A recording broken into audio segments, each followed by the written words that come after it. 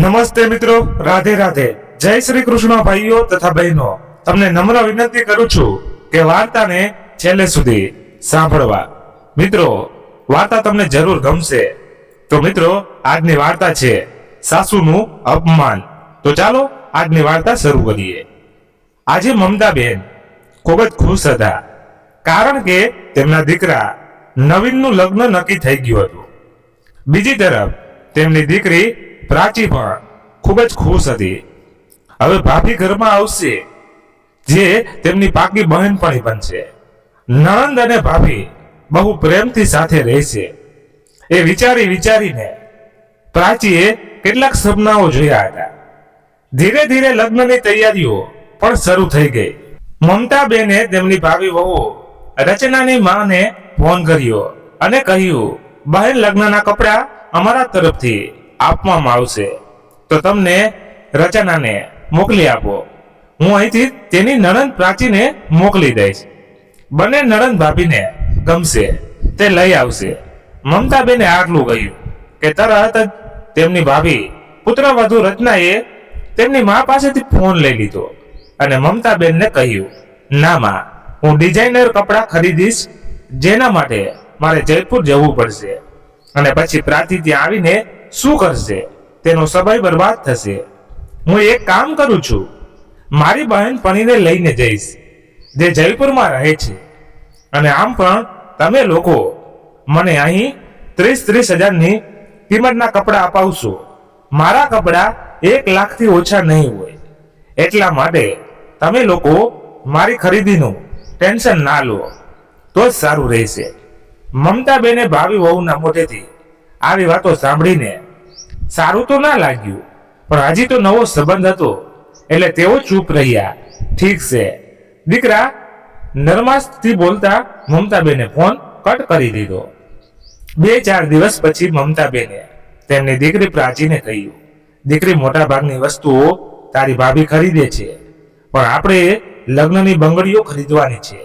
આપણને તેના હાથનું માપ પણ ખબર નથી, એટલે તું એક કામ કર, આજે સાંજે કોલેજથી સીધી એના ઘરે જઈ આવજે, ત્યાંથી એક બંગડી માપ માટે લઈ આવજે.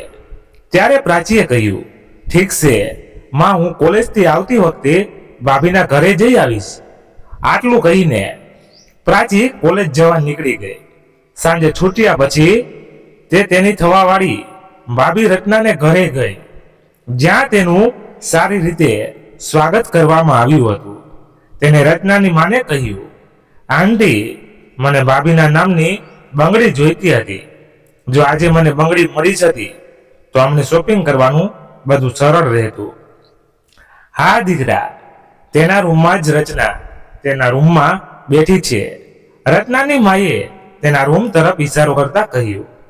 પ્રાચી ઊભી થઈ અને રચનાના રૂમમાં ગઈ. ત્યારે તેને અંદર જઈને જોયું તો રૂમ કિંમતી વસ્તુઓથી સજાવેલો હતો. એક સુંદર ગોળાકાર પલંગ, જેની સુંદરતા મોંઘા ગાદલાની ચાદર અને ઓશિકાના કવરથી વધી ગઈ હતી. ચા કબાટમાં મોંઘા કપડાં લટકાવેલા હતા. વધુ પરદેશી જેવું આલિશાન અને સુંદર હતું. આ બધું જોઈને પ્રાચીની આંખો પહોળી થઈ ગઈ. પ્રાચીને આટલી અચંબામાં પડેલી જોઈને તેની ભાભી રચનાએ કહ્યું, તે કદાચ આટલો આલિશાન રૂમ ક્યારેય જોયો નહીં હોય, એટલે તું આશ્ચર્યથી જોઈ રહી છે. હા ભાભી, તમારી ઘડિયાળ ખૂબ જ સુંદર છે. મેં પણ આવી જ ઘડિયાળ ખરીદવાનું વિચાર્યું હતું, પણ તે આગળ કંઈ બોલે તે પહેલા જ રચનાએ કહ્યું, ઠીક છે, તું કોઈ કામ માટે આવી છે? અરે હા ભાભી, હું ભૂલી ગઈ કે મને તમારી બંગડીની સાઈઝ જોઈતી હતી. ત્યારે રચનાએ એક સોનાની બંગડી કાઢીને પ્રાચીના હાથમાં મૂકી દીધી. અરે ના ભાભી, મને સોનાની બંગડી નહીં, કાચની બંગડી જોઈએ છે. એ મળવી તો બહુ મુશ્કેલ છે. જો તું ઈચ્છે તો તું આ બંગડી પછી પોતાની જોડે રાખી શકે છે. અરે ના ભાભી, હું મારી પાસે કેમ રાખી? પ્લીઝ મને એક કાચની કે આર્ટિફિશિયલ બંગડી આપી દો. પ્રાચીએ ગભરાઈને કહ્યું. તો રચનાએ ચહેરો બનાવીને કહ્યું, ઓહ મારી પાસે આર્ટિફિશિયલ જ્વેલરી તો નથી. હું માત્ર ડાયમંડ, પ્લેટિનિયમ, ગોલ્ડ જ પહેરું છું. તો તમારી બંગડી લાવો, હું તેનું ડ્રોઈંગ બનાવી લઉં, જેથી અમને લાખની બંગડી ખરીદવામાં સરળતા રહે. જ્યારે પ્રાચીએ કહ્યું ત્યારે રચનાએ આશ્ચર્ય સાથે કહ્યું, લાખની બંગડી શું છે? ભાભી, લગ્નની બંગડી અમારા દ્વારા આપવામાં આવશે. એનો મતલબ એ છે કે તમે લોકો મને સોના હીરા નથી આપવાના, નકલી પહેરાવાશો મને. એ બધું નથી ખબર ભાભી, હું તો બસ માના કહેવાથી અહીં આવી છું. મેં આ ડ્રોઈંગ બનાવી લીધી છે, હવે હું જાઉં છું. આટલું કહીને પ્રાચી બહાર જવા લાગી. ત્યારે રત્નાએ કહ્યું, 1 મિનિટ ઊભી રહે, તને મારી ઘડિયાળ બહુ ગમી હતી ને? હા ભાભી, બહુ સુંદર છે. મેં ઓનલાઈન જોઈ હતી પણ બજેટની બહાર હતી એટલે ના ખરીદી. અરે તું આ રાખી લે ને, પહેલી વાર મને મળવા આવી છે ને, તો મારા તરફથી ભેટ. આટલું કહીને રચનાએ તે ઘડિયાળ પ્રાચીને આપી. પણ ભાભી, આટલી મોંઘી ઘડિયાળ હવે ના ન પાડીશ. મેં આપી દીધી તો આપી દીધી, પછી હું તેના વિશે વિચારતી પણ નથી. રચનાએ ગર્વથી કહ્યું. ઈચ્છા ના હોવા છતાં પ્રાચી ચૂપચાપ ઘડિયાળ લઈને તેના ઘરે આવી અને તેને તેના કબાટમાં બાજુ પર રાખી દીધી. કારણ કે જે રીતે ઘડિયાળ આપવામાં આવી હતી તેમાં ક્યાંય પણ માન સન્માન દેખાતું ન હતું. બસ દેખાતું હતું તો તેની ઉડાવેલી ગરીબીની મજાક. બસ થોડા દિવસોમાં પ્રાચીના ભાઈ નવીનના લગ્ન થઈ ગયા અને રચના વહુ બનીને મમતાબેનના ઘરે આવી ગઈ. બીજા દિવસે મમતાબેને તેમની વહુની પહેલી રસોઈમાં બનાવેલું ખાવાનું ખાવા માટે કેટલાક લોકોને બોલાવ્યા હતા. તેમણે તેમની દીકરી પ્રાચીને કહ્યું, પ્રાચી દીકરા, જા તારી ભાભીને બોલાવીને લઈ આવ. ત્યારે પ્રાચી રચનાના રૂમમાં પહોંચી. દરવાજો ખુલ્લો હતો એટલે તે સીધી અંદર આવી ગઈ. ત્યારે રચનાએ બૂમ પાડીને કહ્યું, પ્રાચી, તારી હિંમત કેવી રીતે થઈ મને પૂછ્યા વગર મારા રૂમમાં આવવાની? ભાભી, માએ તમને નીચે બોલાવ્યા છે, હું બસ તમને કહેવા જ આવી હતી. તો મારું બ્રેસલેટ તારા હાથમાં શું કરે છે? ભાભીએ જમીન પર પડ્યું હતું એટલે મેં વિચાર્યું કે તેને ઉપાડીને ડ્રેસિંગ ટેબલ પર મૂકી દઉં. પ્રાચીએ કહ્યું. તો રચનાએ કહ્યું, રહેવા દે, હું તારા બહાના સારી રીતે સમજુ છું. જો મને વોશરૂમમાંથી બહાર આવતા 2 મિનિટ વધુ લાગી હોત તો તું મારી કિંમતી હીરાનું બ્રેસલેટ લઈને જતી રહેતી, હે ને? ભાભી, તમે ખોટું વિચારો છો. મારો એવો કોઈ ઈરાદો ન હતો. હું સારી રીતે જાણું છું કે તારા જેવા લોકો જેઓને મોકો મળતા જ કિંમતી વસ્તુઓ પડાવી લેશે. એકવાર મેં તને મારી ઘડિયાળ આપી હતી એટલે તું તો મારી બધી વસ્તુઓ ઉપર તારો અધિકાર સમજી બેઠી છે. ધ્યાનથી સાંભળ. આમ પણ એ ઘડિયાળ મારા માટે જૂની થઈ ગઈ હતી એટલે હું મારી નોકરાણીને આપવા જતી હતી. પણ તું આવી ત્યારે મેં વિચાર્યું કે હું તેને તેઓ મોંઘી વસ્તુઓ આપતી જ રહું છું તો તને આપી દઉં. છેવટે તું મારી નણંદ છે એટલે તું એવું ના વિચારતી કે હું તારી ભાભી છું તો મારા પર તું હક જમાવી લઈશ. અહીં આ રૂમમાં રાખેલી દરેક વસ્તુ મારી છે એટલે તને તારી છે એમ સમજવાની ભૂલ ક્યારેય ન કરતી. રચનાએ ગુસ્સામાં કહ્યું. તે બિચારી પ્રાચી ઉદાસ ચહેરે રસોડામાં પાછી આવી ગઈ. તેનો લટકેલો ચહેરો જોઈને મમતાબેને પૂછ્યું, શું થયું દીકરી, તારી ભાભી તૈયાર છે કે નહીં? એટલે તેણે આખી વાત છુપાવીને તેની માને કહ્યું, આમાં તૈયાર થઈને આવી રહ્યા છે. એટલામાં પાછળથી રચના આવી ગઈ. વહુ, આવજો, બધું જ જમવાનું તૈયાર છે. હલવામાં ખાંડ નાખીને થોડું સલાડ કાપી નાખ. ત્યાં સુધી પ્રાચી ટેબલ પર જમવાનું મૂકી દેશે. તું તારા હાથથી જ જમવાનું પીરસી દેજે. તારા મોટા કાકા પણ આવ્યા છે, તેમને પણ થોડું સારું લાગશે.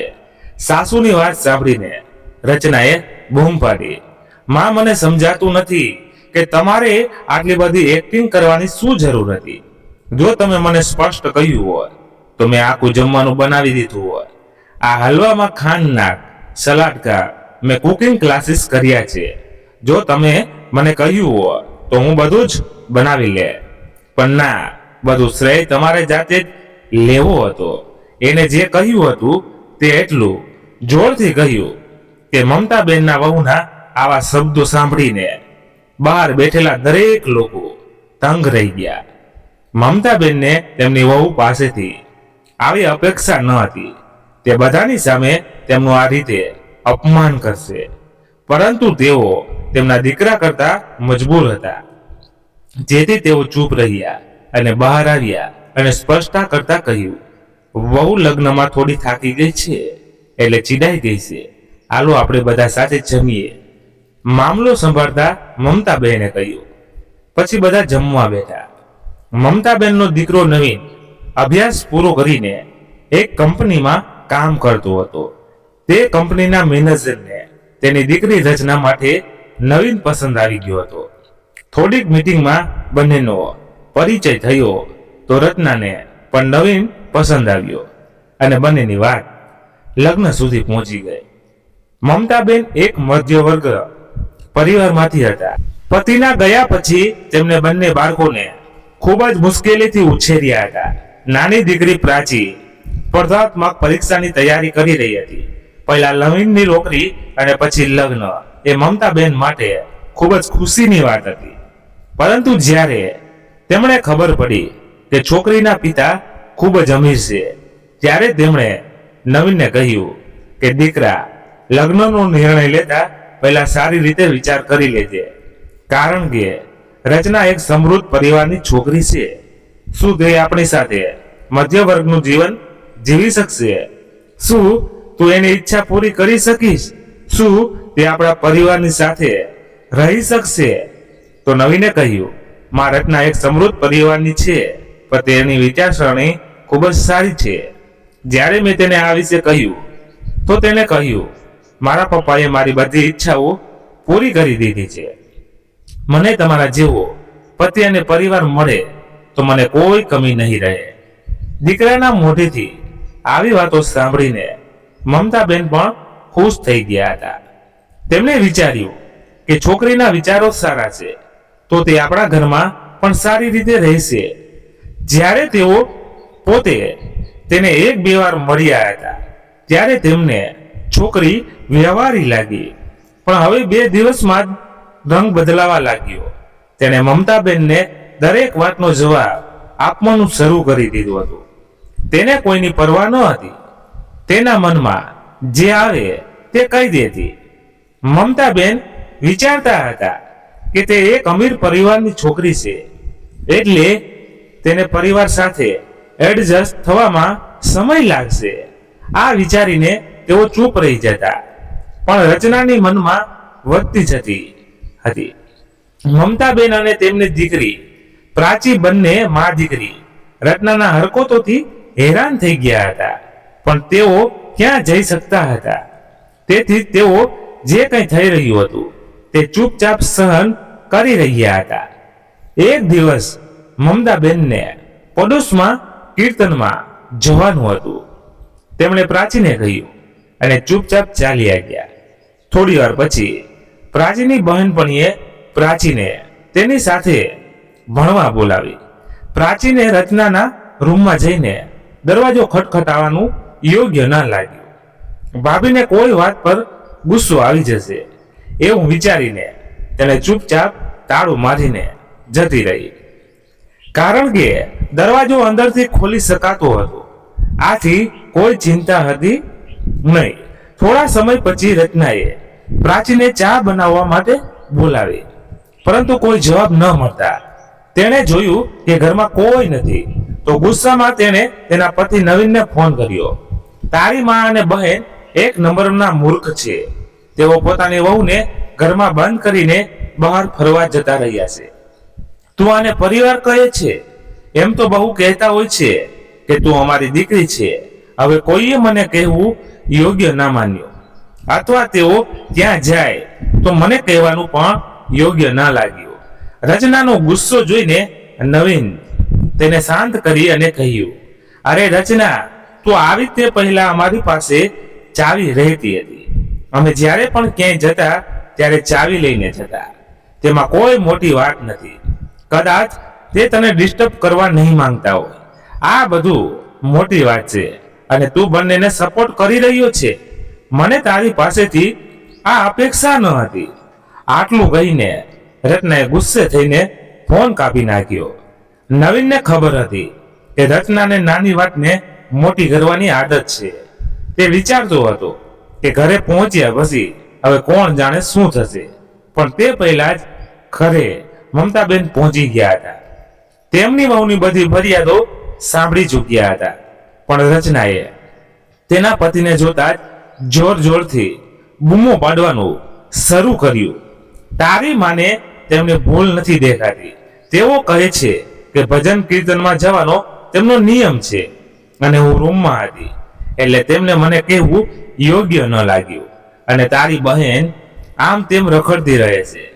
જ્યારે પણ તેનું મન થાય ત્યારે તે અભ્યાસના બહાને તેની બહેનપણીઓ સાથે રખડવા માટે નીકળી પડે છે. એટલામાં જ પ્રાચી ઘરમાં પ્રવેશી. ભાભી, તમે શું બકવાસ કરો છો? હું રખડવા નહોતી ગઈ. હું મારી બહેનપણીઓ જોડે ભણવા ગઈ હતી. હા, હું સારી રીતે જાણું છું કે અભ્યાસના નામે ફરવું, ચાટ પકોડી ખાવું અને અમીર છોકરાઓ સાથે બાઇક પર બેસીને આગળ કઈ બોલે તે પહેલા જ પ્રાચીએ બૂમ પાડી. બસ કરો ભાભી, હવે કોઈ શબ્દ નહીં. તમે મને કેટલું જાણો છો જે મારા વિશે કંઈ પણ જેમ તેમ બોલી રહ્યા છો. આજે પ્રાચી ચૂપ ન રહી શકી. ત્યારે રત્નાએ કહ્યું, તારી હિંમત કેવી રીતે થઈ મારી સામે મોં ખોલવાની? તું છે કોણ? તારી હેસિયત શું છે? કહી પરિવારની છોકરીઓએ આટલું મોઢું ના ખોલવું જોઈએ. કદાચ તને ખબર નહીં હોય, તું મારા ટુકડા પર જીવી રહી છે એટલે મારી સાથે આવી બીજી વાત ન કરતી. આ સાંભળીને નવીને અચાનક રચનાને બૂમ પાડીને કહ્યું, મારી બહેન સાથે આવી રીતે વાત કરવાની તારી હિંમત કેવી રીતે થઈ? જો તને બહુ ખરાબ લાગતું હોય તો તું તારી બહેન સાથે બેસી જા અને રડવા લાગ. કારણ કે હું પપ્પાને કહીને તને અત્યારે નોકરીમાંથી કઢાવી મૂકીશ. પછી બંને ભાઈ બહેન મંદિરની બહાર બેસીને વાટકું લઈને ભીખ માંગજો. અને હા, હવે હું ઘરમાં તારી મા અને બહેનને સહન નથી કરી શકતી. એમને વરસાદી રૂમમાં શિફ્ટ કરી દો, નહીતર હું મારા મા બાપના જ ઘરે જઈશ તો પાછી નહીં આવું. મને આ દિવસ રાતની કિટકિટ બિલકુલ પસંદ નથી. તેથી તમે બને ઝડપથી તમારી બેગ અને પથારી અહીંથી ભેગી કરો. રચનાના આવા શબ્દો સાંભળીને નવીન ગભરાઈ ગયો અને કંઈ પણ બોલ્યા વગર ચૂપચાપ ઘરની બહાર નીકળી ગયો. એ વહુની વાત સાંભળીને મમતાબેન આશ્ચર્યચકિત થઈ ગયા. હવે તેઓ શું કરી શકતા હતા? એક માં પોતાની દીકરાની કારકિર્દી ખાતર ચૂપ રહી ગયા અને તેઓ વરસાદી રૂમમાં શિફ્ટ થઈ ગયા. હવે દરરોજ રચના માં દીકરીને બંનેને ટોણા મારતી હતી. ઘરનું કોઈ કામ કરતી નહીં, બસ બેસીને આદેશ આપતી રહેતી. પ્રાચીને ખૂબ જ ખરાબ લાગતું, પણ તે તેની માં અને ભાઈના ખાતર ચૂપ રહી જતી. દિવસો આમ જ પસાર થતા હતા. એક દિવસ રચનાએ બધાને કહ્યું કે મારી બહેનના લગ્ન છે, મારે ઘણી તૈયારીઓ કરવાની છે, તેથી હું મારા પિયરે જઉં છું. તો મમતાબેને કહ્યું, વહુ, લગ્નને હજુ 2 મહિના બાકી છે. અત્યારથી તું પિયર જતી રહીશ. લો, કરી દીધી ને ગરીબો વાળી વાત. અમારે ત્યાં લોકલ શોપિંગ નથી કરતા. દિલ્હી, મુંબઈ, જયપુર ખબર નહીં ક્યાં ક્યાં જવું પડે છે. હવે આ બધું એક દિવસમાં તો ના થઈ શકે. તમને લોકોને શું ખબર? તમે લોકો તો ગલીઓમાં શોપિંગ કરી લો છો અને એવું નથી કે હું આખા 2 મહિના બેસી જઈશ. હું વચ્ચે વચ્ચે આવતી રહીશ. પણ હા, મને કોઈ ફોન કરીને હેરાન ન કરતા. આટલું કહીને રચનાએ પોતાની બેગ ઉપાડી અને ઘરની બહાર નીકળી ગઈ. મમતાબેનની બહેન અને જીજાજી થોડા દિવસો પછી આવવાના હતા.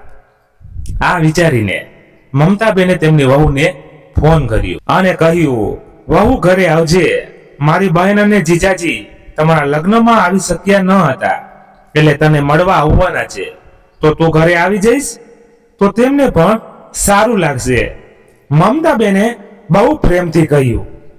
પણ રચનાએ બૂમો પાડતા કહ્યું, માં મેં તમને કહ્યું હતું ને કે ફોન કરીને મને હેરાન ન કરતા. તમને કહી દો કે તેની બહેનના લગ્ન છે અને તે નહીં આવે. પણ દીકરી તારા ગયા ને 20 દિવસ થઈ ગયા છે, ઓછામાં ઓછું ઘરનો એક આંટો તો મારી લેતી, નહીં તો આ બહાને જ આવી જા, અમને પણ સારું લાગશે. મમતાબેને હળવેકથી કહ્યું. ત્યારે રચનાએ કહ્યું, હું પરણિત છું એનો અર્થ એ નથી કે હું મારી પિયરની ફરજો ભૂલી જાઉં. અને બીજું, જો તમારે મીઠાઈ ફળ વગેરે જોઈતી હોય તો હું મોકલી આપીશ, પણ મારા સાસરે આવવાની અપેક્ષા ન રાખતા. અને આમ પણ સાસરા વાળાને આ જોઈએ છે, આમાં જ તેઓ ખુશ થઈ જાય છે. આટલું કહીને રચનાએ ફોન મૂકી દીધો. મમતાબેનને આમ પણ રચનાની રીત ભાત ગમતી ન હતી, અને આજે જ્યારે તેને ઘરે આવવાની ના પાડી ત્યારે તેઓ વધુ ગુસ્સે થઈ ગયા અને તેમના દીકરા નવીનને કહ્યું, નવીન, તું તારી પત્નીને કેમ કાંઈ કહેતો નથી? આપણે ગરીબ જરૂર છીએ, પણ ઇજ્જતનો રોટલો ખાઈએ છીએ. દરેક બાબતમાં પૈસાનો ઘમંડ બતાવો સારું નથી, અને તું પણ એક નંબરનો જૂઠો નીકળ્યો. તે આ લગ્ન માત્ર મોટી પોસ્ટ મેળવવા માટે કર્યા હતા, અને આજે આપણું માન સન્માન ગુમાવીને તેનું વળતર ચૂકવી રહ્યા છીએ. શું મમ્મી, તમે પણ બસ કરો. તમે આખી જિંદગી કપડાં સીવીને શું કરી શક્યા છો? યાદ છે ને, આપણને શાકની સાથે 2 ટાઈમનું ભોજન પણ નહોતું મળતું. આજે મેં ઘર, કાર, સંપત્તિ બધું જ કમાઈ લીધું છે, તો તમને ખરાબ લાગે છે. અને પછી રચનાએ શું ખોટું કહ્યું છે કે આપણે ગરીબ હતા, હવે રચનાના કારણે આપણું ટેટટ બન્યું છે, તો આનંદથી મજા લો. તો શા માટે એક વાત કહીને 2 વાત સાંભળો છો? માસા માસી આવી રહ્યા છે તો તેમની મહેમાન ગતિ કરો. પહેલા પણ તેઓ તમને મળવા આવતા હતા. બીજું, જ્યારે આપણે ગરીબીમાં હતા ત્યારે કેમ આશા માસીએ આપણને મદદ કરતા હતા, જે આપણે તેમના વિશે આટલું વિચારીએ આપણે ત્યાં પહેલા આવતા હતા. તેમ ચા નાસ્તો કરતા, વધુ મહેમાન ગતિ કરવાની જરૂર નથી. આટલું કહીને નવીન પણ ઓફિસે જવા નીકળી ગયો. ત્યારે તેમની દીકરી પ્રાચી બોલી, માં, આપણે શું પાપ કર્યું છે જે રાત દિવસ ગરીબ હોવાના તો મારવામાં આવે છે? જવા દે દીકરી, તારી ભાભી એના ઘરમાં હશે અમીર, છેવટે તે પણ પોતાના માતા પિતાના ઘરમાં સન્માન ખોઈ રહી હશે, પણ તે આ બધું ક્યાં સમજે છે? પૈસાનું અભિમાન તેના માથા પર ચડ્યું છે. ધીરે ધીરે લગ્નનો સમય નજીક આવી ગયો. લગ્નના દિવસે નવીને મમતાબેનને કહ્યું કે માં, ડ્રાઈવર તમને બધાને લેવા પહોંચી જશે, તમે સમયસર તૈયાર થઈ જજો. આટલું કહીને તે તેના સાસરે જવા નીકળી ગયો. સાંજે 8 વાગી ગયા ત્યાં તો ન કાર આવી કે ન ડ્રાઈવર. તેથી હાર માનીને પ્રાચીએ તેના ભાઈને ફોન કર્યો, પરંતુ નવીનનો ફોન ના લાગ્યો. જેથી તેને તેની ભાભી રચનાને ફોન કરીને જણાવ્યું કે ભાઈએ કહ્યું હતું કે કાર મોકલી આપશે, કેટલો સમય લાગશે જરા પૂછીને કહેજો ને. આ સાંભળીને રચનાને ગુસ્સામાં કહ્યું, તેઓ કાર મોકલી રહ્યા છે, શું તારું મગજ ખરાબ થઈ ગયું છે? શું હું તમારા જેવા ભિખારીઓ માટે પણ આ સુવિધા આપીશ? શાંતિથી રિક્ષામાં આવી જજો. જો રિક્ષાના પણ પૈસા ના હોય તો રિક્ષા ચાલકને દરવાજે ઉભેલા ગાર્ડ પાસેથી પૈસા લેવા કહી દેજે. જો તું મારું નામ લઈશ તો રિક્ષાવાળાનું ભાડું પણ તે આપી જ દેશે.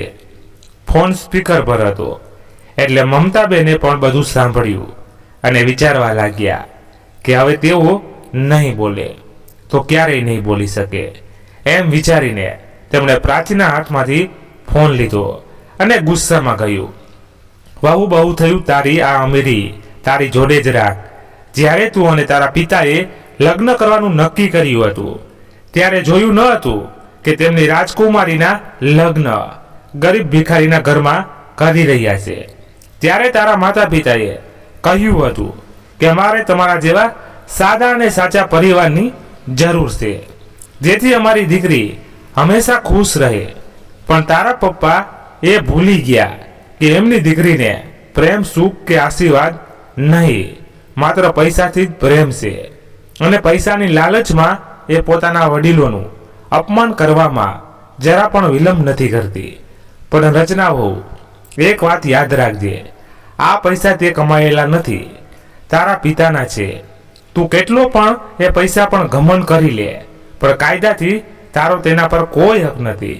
અને વહુ, ધ્યાનમાં રાખજે, સમય બદલાતા બહુ સમય નથી લાગતો. આજે તારો સમય છે તો કોઈ દિવસ અમારો સમય પણ આવશે. અને હા, તમારા ઘરમાં લગ્ન તને અભિનંદન, અમે બંને નહીં આવી શકીએ. આટલું કહીને મમતાબેને ફોન મૂકી દીધો. રચના ખૂબ જ બેશરમથી સ્ત્રી હતી, તેથી તેના સાસુએ તેને શું કહ્યું કે શું ન કહ્યું તેનાથી તેને કોઈ ફરક પડ્યો ન હતો. તે તેની નાની બહેનના લગ્ન ખૂબ જ આનંદથી માણવા લાગી.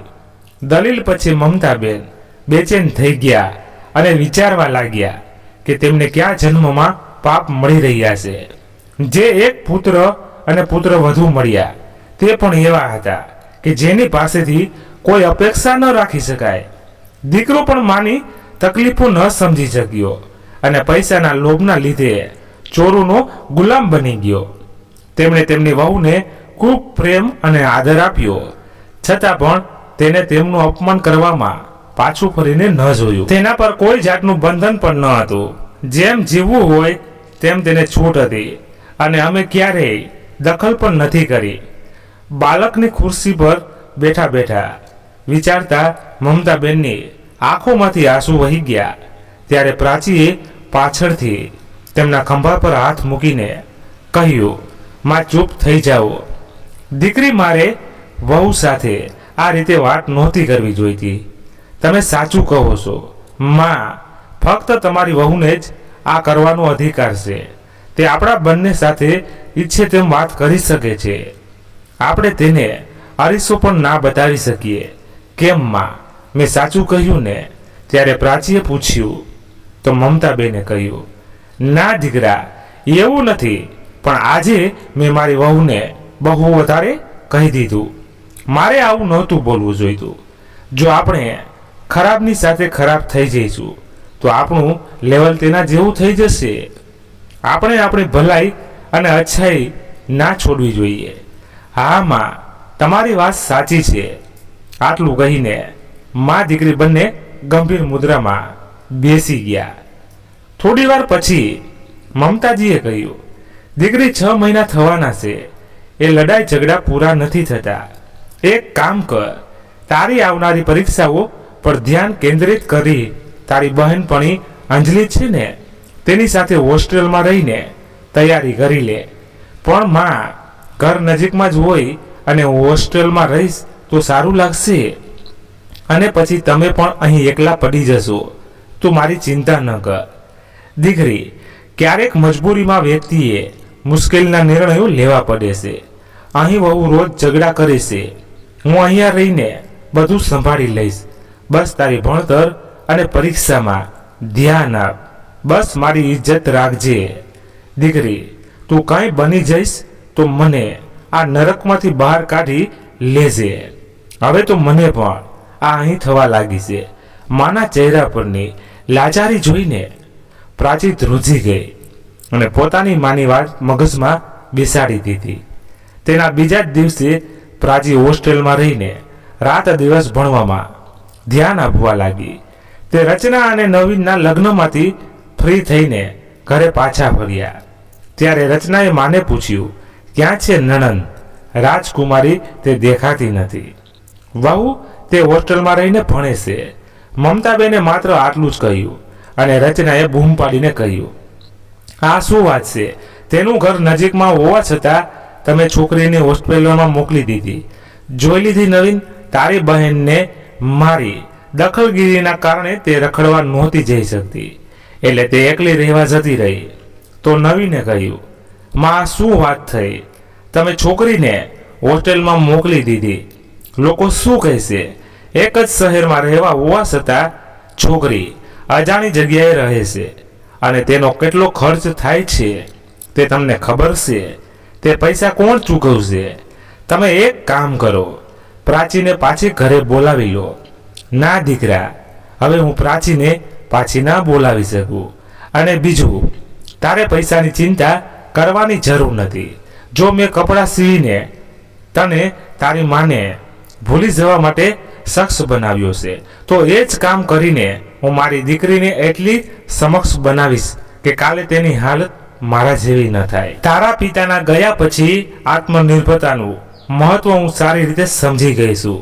આજે હું મારી દીકરીને આત્મનિર્ભર બનાવવા માંગુ છું, જેથી કરીને કોઈ તેને તેના પૈસાની કોશ ના બતાવી શકે. પછી તે તેનો પતિ હોય કે સાસરિયા હોય કે અન્ય કોઈ પણ, તેમનો ઈશારો રચના વહુ તરફ હતો. માં, અમે તો બસ તમારા ભલા માટે જ કહેતા હતા.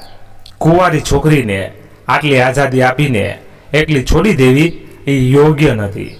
જો તમને આત્મસન્માન અને આત્મનિર્ભરતાની એટલી જ પડી હોય તો કરતા રહો. વૃદ્ધાશ્રમમાં ઉલટા સીધા કામ પણ અમારી પાસેથી કોઈ અપેક્ષા ન રાખતા. આટલું કહીને રચના અને નવીન એમના રૂમમાં જતા રહ્યા. સમય તેની ગતિએ ચાલતો રહ્યો. રચના અને નવીન તેમના દેખાવડા જીવનમાં વ્યસ્ત હતા. એમના માટે કમાણી અને ખર્ચ એ બે જ કામ બચ્યા હતા. મમતાબેને ઘણી વખત કહ્યું કે પૈસાની કદર કરો, તમે જેટલો ખર્ચ કરો છો તેટલા બચાવો.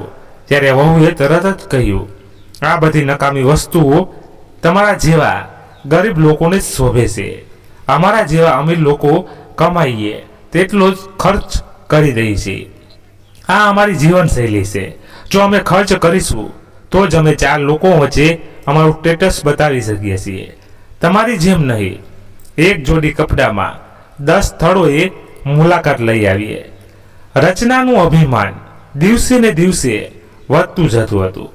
હવે જ્યારે તેની ઈચ્છાઓ ઘણી વધી ગઈ, તેને પૂરી કરવામાં માટે તેને પૈસાની જરૂર હતી. હવે દિવસે ને દિવસે રચનાએ તેના પિતા પર દબાણ લાવવાનું શરૂ કર્યું. તે દિવસે ને દિવસે મોંઘા કપડાં ખરીદતી, પણ શોપિંગ બિલ તેના પિતાના ખાતામાં નાખી દેતી. તે સાસરિયા સાથે રહેવાને બદલે મોટાભાગનો સમય તેના માતા પિતાના ઘરે જ પસાર કરતી હતી. ઘણી વખત તેની મા કહેતી હતી કે દીકરા, હવે તારે સાસરે પણ ધ્યાન આપવું જોઈએ. જો તું હંમેશા આવી રીતે પિયરમાં રહીશ તો મમતાબેન શું વિચારશે? આના પર રચનાએ કહ્યું કે માં, પહેલા તમે મારા લગ્ન એક ગરીબ ભિખારી ઘરમાં કરાવી દીધા. ત્યાં મારા સ્ટાન્ડર્ડ મુજબ કોઈ સુખ સુવિધા નથી, અને મારી નાની બહેન કાવ્યા પણ આવતી જતી રહે છે. તમે તેને તો કંઈ નથી કહેતા. રચનાએ ગુસ્સામાં કહ્યું. તો તેની માએ કહ્યું, દીકરા, તું તારી સખામી કાવ્યા સાથે કરી રહી છે. તે તો તેના સાસરે હળી ભળી ગઈ છે, અને ના તો નાનો જમાઈ ક્યારેય અમારી પાસે કોઈ મદદ માગે છે. અહીં નવીન ઓફિસમાં કોઈ કામ કરતો નથી, અને તેના ઉપર તે પગારની સાથે બિનજરૂરી ખર્ચ બતાવે છે.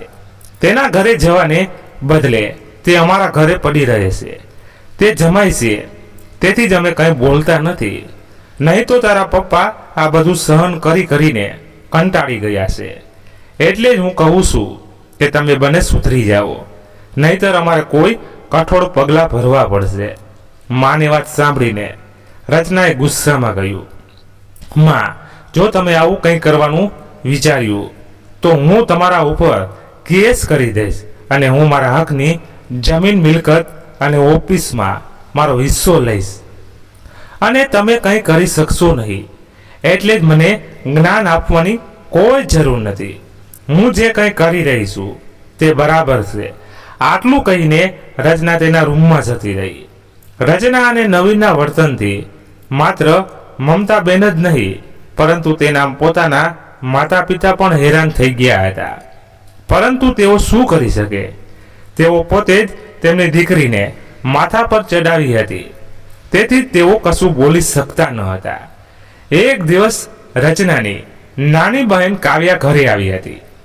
ઓહ વાહ, આટલી બધી શોપિંગ ક્યાં જાય છે? રચનાએ પૂછ્યું તો કાવ્યાએ કહી દીધું, દીદી હું અને સાગર મુંબઈ જઈએ છીએ. પપ્પાએ અમારી ટિકિટ બુક કરાવી છે, તેથી જ મેં થોડી ખરીદી કરી છે. હું નજીકમાં આવી હતી એટલે મેં વિચાર્યું કે જઈને ટિકિટ લઈ આવું. શું મમ્મી પપ્પા તને મુંબઈ મોકલે છે? અને મને તો ક્યાંય મોકલી ન હતી. પોતાની બે દીકરીઓ સાથે ભેદભાવ રચના બોલી રહી હતી. ત્યારે તેના પિતા મોહનભાઈ ત્યાં આવ્યા અને કહ્યું, મેં ભેદભાવ નથી કર્યો દીકરા. હા, મેં કાવ્યાની ટિકિટ કરાવી છે, કારણ કે નાના જમાઈએ આજ સુધી અમારી પાસે 1 રૂપિયો નથી માંગ્યો. તેના લગ્નનો ખર્ચ તેને પોતે ઉઠાવ્યો. ઉલટો મારા ડૂબી રહેલા ધંધામાં તેને પણ મદદ કરી. આટલું બધું કર્યા પછી જો હું તેને મુંબઈ મોકલું તો મને નથી લાગતું કે મેં કોઈ ભેદભાવ કર્યો છે, કારણ કે તું એ વાતનો ઇનકાર ન કરી શકે. જ્યારથી તમારા લગ્ન થયા છે ત્યારથી તે અને જમાઈએ માત્ર પૈસાને પૈસા જ માગ્યા છે.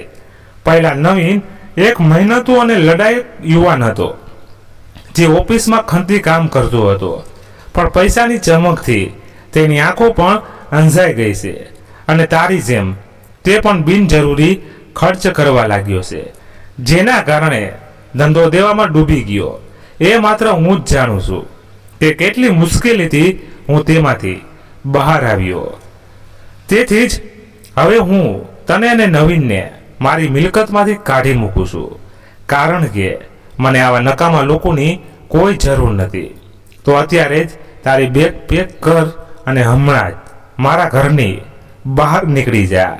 પિતાના આટલા અપમાન બાદ રચના 1 મિનિટ પણ ત્યાં રહી નહીં અને સાસરે પહોંચી ગઈ. ઘરે પહોંચી ત્યારે તેને જોયું કે નવીન માથે હાથ રાખીને બેઠો હતો. હવે તને શું થયું? કેમ આવું મોઢું કરીને બેઠો છે? રચનાએ ગુસ્સામાં કહ્યું, તારા માટે મારો જીવ આપી દેવાના ચક્કરમાં હું ન તો ઘરનો રહ્યો કે ન ઘાટનો. કંગાળ બની ગયો છું. આજે મારી પાસે કોઈ કામ નથી અને ના કોઈ બચત છે. એ બીજી તરફ સસરાએ મને ઓફિસમાંથી કાઢી મૂક્યો છે અને મારી પાસે એટલો પગાર પણ નથી કે 2 ટાઈમનું જમવાનું જમી શકું. આ બધું તારા કારણે થયું છે. ત્યારે રત્નાએ કહ્યું, જ્યારે તારી પાસે પૈસા હતા ત્યારે તે તેને ખુલ્લા હાથે ખર્ચી નાખ્યા, જુગાર અને સટ્ટામાં પણ રોક્યા. ત્યારે તો તારા હાથ નહોતા રોકાતા. ત્યારે તો તને પણ રમતમાં મજા આવતી હતી. ત્યારે તો તે નહોતું કીધું કે રચના, તારા લીધે મને કેટલી મજા આવે છે. ચર્ચા ધીમે ધીમે એટલી ઉગ્ર બની ગઈ કે રૂમમાંથી આવતો અવાજ આખા ઘરમાં ગૂંજતો હતો. આડોશ પડોશના લોકો પણ તેમની તૂતું મેં સાંભળી રહ્યા હતા. ત્યારે મમતાબેન આવ્યા અને બોલ્યા, દીકરા ધીમે બોલો. આસપાસના લોકો બારીમાંથી ડોકિયું કરીને તમારી વાતોનો આનંદ ઉઠાવી રહ્યા છે. આ આવતીકાલે તમારી વાતો મરચા મસાલા સાથે આખા વિસ્તારમાં તાજા ખબરની જેમ પીરસવામાં આવશે. માં, તમે ચૂપ રહો. અમારા પતિ પત્નીની વાતમાં વચ્ચે ન પડો તો જ તે તમારા માટે સારું રહેશે. અને હવે જો મારા રૂમમાં આવ્યા તો મારાથી ખરાબ કોઈ નહીં હોય. રચનાએ પોતાનો બધો ગુસ્સો મમતાબેન પર કાઢ્યો અને મમતાબેન ચૂપચાપ બહાર આવી ગયા. હવે નવીન અને રચના માટે દાળ રોટલીનો ખર્ચ ઉઠાવવો મુશ્કેલ બની રહ્યો હતો. નવીન રોજ નોકરી શોધવા જતો અને નિરાશ થઈને પાછો ફરતો. અહીં રચના દરરોજ તેની માને ફોન કરીને માફી માંગવાની કોશિશ કરતી, પરંતુ મા તેના બાળકને ખૂબ સારી રીતે ઓળખતી હતી. એટલા માટે તેમને ફોન ઉપાડવાનું જ બંધ કરી દીધું, જેના કારણે રચના વધુ ચીડાઈ ગઈ. એક દિવસ મમતાજીએ રસોડાનો સામાન ખરીદવા બહાર ગયા હતા. ત્યારે પ્રાચીએ ફોન કર્યો, માં મને સરકારી નોકરી મળી ગઈ છે, તમારું સપનું સાકાર થઈ ગયું છે. આ સાંભળીને મમતાબેન ખૂબ જ ખુશ થઈ ગયા અને તેમને તેમની દીકરીને ખૂબ ખૂબ અભિનંદન આપ્યા. ઘરે આવ્યા પછી મમતાબેને આખા મહોલ્લામાં મીઠાઈ વહેંચી. જ્યારે આ વાતની ખબર પડી તો તે મમતાબેન પાસે આવી અને કહ્યું, વાહ, માં દીદીએ તો કમાલ કરી દીધી. હવે તેઓ લાખો કમાશે. વિભાગના લોકો બમણી રકમ કમાય છે. બસ આ બહુ સારું થઈ ગયું. હવે આપણા દિવસો ફરી ખુલી જશે. માં, આપણે દીદીનું આ રીતે સ્વાગત ન કરી શકીએ. આજે હું દીદીનો મનપસંદ ચણાનો લોટનો હલવો અને વટાણાની કચોરી મારા હાથે બનાવીશ. પુત્રવધૂના આવા પ્રેમભર્યા શબ્દો સાંભળીને આજે પહેલીવાર મમતાબેન રડી પડ્યા અને વહુને કહ્યું, તને જે ગમે તે કર, કારણ કે આજ સુધી તે એ જ કર્યું છે. હું તો બસ મારી દીકરીને રાહ જોઈ રહી છું. બસ તેને એકવાર જોઈ લઉં. જેને એક શહેરમાં રહીને દિલ પર પથ્થર રાખીને મારાથી દૂર રાખી બોલતા બોલતા મમતાબેન જોરથી રડવા લાગ્યા અને અચાનક કાનનો અવાજ આવ્યો. આથી મમતાબેન ઝડપથી પોતાના આંસુ લૂછ્યા અને આરતીની થાળી લઈને દરવાજા તરફ દોડ્યા. રચના અને નવીન પણ ફૂલોનો હાર લઈને આવકારવા પાછળ ઊભા હતા. પ્રાચીનું ખૂબ આદરથી સ્વાગત કરવામાં આવ્યું. જમવામાં આટલી બધી વેરાયટી જોઈને તે દંગ રહી ગઈ. એક સમય હતો જ્યારે ઘરમાં રોટલી અને શાક પણ સરળતાથી મળતા ન હતા. ત્યાં આજે હલવા પૂરી બનાવવામાં આવી હતી. જે ભાભી ક્યારેક મીઠા બે શબ્દો નહોતા બોલતા, તે ભાભીની જીભ આજે મીઠા ગોળ જેવી બની ગઈ હતી. દીદી, તમે તો કંઈ જ લઈ જ નથી રહ્યા. તમને બેસનના લાડુ અને ખીર બહુ ગમે છે. તમારે પૂરું ખતમ કરવું પડશે. બોલતા બોલતા રચનાએ 2 ચમચી તેની થાળીમાં મૂકી દીધી. પ્રાચી, તારી ભાભીએ ખૂબ જ મહેનતથી બનાવ્યું છે. જરા કહે તો કેવું બન્યું છે? અને જો તારી બીજી કોઈ ફરમાઈશ હોય તો મને જણાવ. હું અંદર તરત જ પૂરી કરી દઈશ. તેના ભાઈનો બદલાયેલો સ્વભાવ જોઈને પ્રાચીએ કહ્યું, ભાઈ, ફરમાઈશ તો મેં આજ સુધી નથી કરી. નહીં તો ભાઈઓ તેમની બહેનોને તેમની નજરથી દૂર નથી થવા દેતા. અને તમે તો ક્યારેય હોસ્ટેલમાં આવીને મારા ખબર અંતર પણ નથી પૂછ્યા. આખા 2 વર્ષ થઈ ગયા.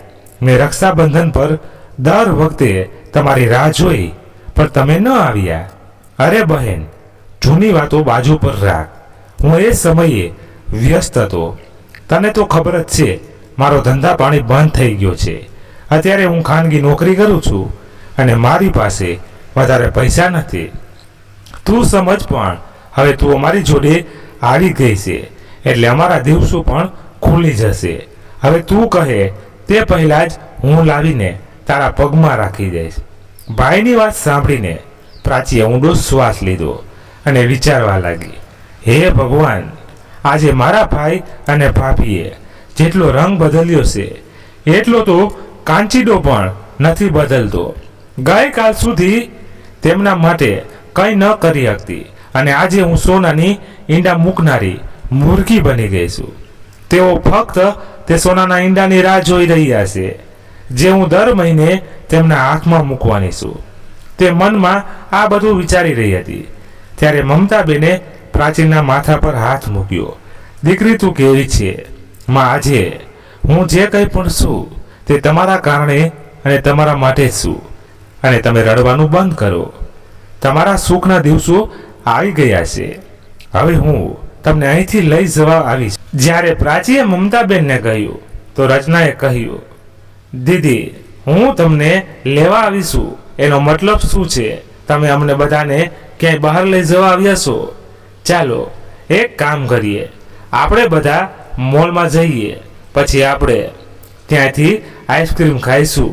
બસ 10 મિનિટ રાહ જુઓ, હું તરત જ આવું છું. આટલું કહીને રચના ઝડપ અંદર ગઈ. થોડી વાર પછી પ્રાચીએ તેની માને કારમાં બેસાડી તો રચના પણ ઝડપથી આવી અને દરવાજો ખોલવા લાગી. અરે તમે ક્યાં આવો છો? અત્યારે સરકારી વાહનમાં બેસવાની તમારી હેસિયત નથી. પ્રાચી, તારી ભાભી સાથે વાત કરવાની આ કઈ રીત છે? અમે તને આ સંસ્કાર આપ્યા છે? નવીન ગુસ્સામાં બોલ્યો. ત્યારે પ્રાચીએ કહ્યું, હા ભાઈ, તમે મને જે સંસ્કારો આપ્યા છે એ જ હું તમને પરત કરી રહીશું. ઘરેથી નીકળતી વખતે મેં મને વચન આપ્યું હતું કે મારી સાથે થયેલા તમામ દુર્વ્યવહારોનો હું બદલો લઈશ. જો કે માં હંમેશા સારા કાર્યો કરવામાં માને છે, પરંતુ આજે હું ખરાબ લોકો સાથે ખરાબ જ કરીશ. મેં વચન આપ્યું હતું કે હું આત્મનિર્ભર થતાં જ મારી માને મારી સાથે લઈ જઈશ. હું તો બસ એ વચન પૂરું કરવા આવી હતી અને તમારા જેવા લોભી ભાઈ અને ભાભીને કાયમ માટે અલવિદા કહેવા આવી હતી. કહેતા પ્રાચીએ ડ્રાઈવરને ત્યાંથી જવાનું કહ્યું અને તે ત્યાંથી નીકળી ગઈ. રચના અને નવીન નાનું મોટું કરીને કારને જોતા જોઈ રહ્યા હતા. મિત્રો, વાર્તા અહીં સમાપ્ત થાય છે. મિત્રો, વાર્તા તમને કેવી લાગી અને તમારે વાર્તા વિશે શું કહેવું છે એક કોમેન્ટ કરીને જણાવજો. મિત્રો, વાર્તા પસંદ આવી હોય તો પ્લીઝ એક લાઈક કરી દેજો. તમારા મિત્રો સુધી શેર પણ કરી દેજો. ધન્યવાદ મિત્રો. ફરી મળીએ એક નવી વાર્તા સાથે. ત્યાં સુધી તમારા પરિવાર સાથે ખુશખુશાલ રહો. જય હિન્દ, જય ભારત. અને હા મિત્રો, અમારી આ વાર્તામાં કોઈ પણ ભૂલ થઈ હોય તો ચોક્કસ કોમેન્ટ કરીને જણાવી શકો છો. અમને આનંદ થશે. Thank you so much.